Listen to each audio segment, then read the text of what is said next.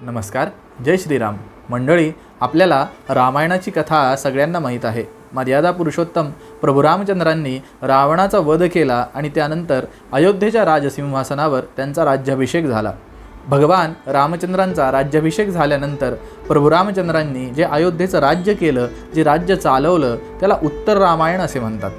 या उत्तर रामायणावर अनेक लोकांनी, अनेक कवींनी आपली काव्य लिहिली आहेत. त्यापैकी एक भवभूती नावाचे कवी होऊन गेले. त्यांनी उत्तर रामायणावर आपलं एक काव्य लिहिलं.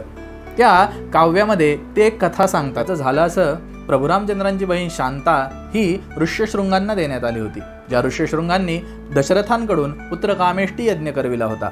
त्या ऋष्यशृंगांनी एकदा आपल्याकडे यज्ञाचं आयोजन केलं आणि त्या यज्ञासाठी सगळ्या अयोध्यावासियांना निमंत्रण दिलं. पण त्यात एक अडचण झाली.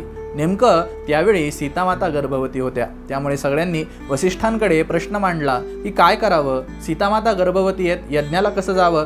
त्यावेळी वसिष्ठांनी सांगितलं, सीतामय्या गर्भवती असल्यामुळे त्यांना यज्ञाला येता येणार नाही आणि त्यामुळे प्रभू रामचंद्रांना सुद्धा थांबावं लागेल आणि हे दोघं थांबतील, आपण सगळे यज्ञाला जाऊ. हे कळाल्यावर लक्ष्मण सुद्धा प्रभू रामचंद्र आणि सीतामय्यासोबत अयोध्येतच थांबले. सगळेजण निघून गेले. निघून गेल्यानंतर लक्ष्मण विचार करू लागले की अरे, दादा वहिनी आपले एकटेच आहेत, त्यांना करमत नसेल, त्यांना काहीतरी विरंगुळा करायला हवा.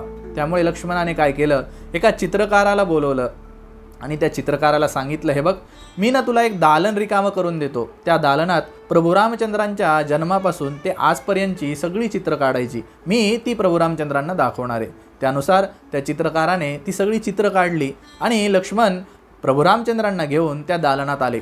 प्रभू रामचंद्र एक एक चित्र सगळी बघू लागले.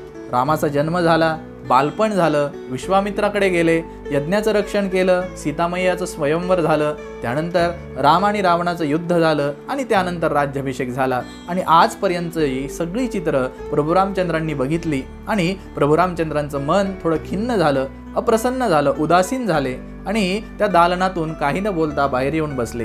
आल्यावर लक्ष्मणाने विचारलं, दादा काय झालं, चित्र आवडली नाहीत का, आपण असे उदासीन का झालात. त्यावेळी प्रभू रामचंद्रांनी उत्तर दिलं, लक्ष्मणा, तेही नो दिवसागताः. अरे बाबा, तेही दिवस निघून गेले बाबा. ज्यावेळी आमचे वडील जिवंत होते, त्यानंतर आपल्या सगळ्यांची नवीन नवीन लग्न झालेली होती आणि आपल्या सगळ्यांच्या माता आपल्या पत्न्यांना काय उत्तम वाटेल याच्यासाठी प्रयत्न करत होत्या. असे ते दिवस होते. ते दिवस सुद्धा निघून गेले बाबा आणि आता हा काळ आलेला आहे. मंडळी, यातून सांगायचं तात्पर्य एवढंच आहे, काळ जो असतो ना, हा काळ आपल्यामध्ये सगळं विलीन करून ठेवतो, आपल्याकडे काही ठेवत नाही. म्हणून भर्तृहरीला सुद्धा त्या ठिकाणी म्हणावं लागलं, कालाय तस्मै नमः.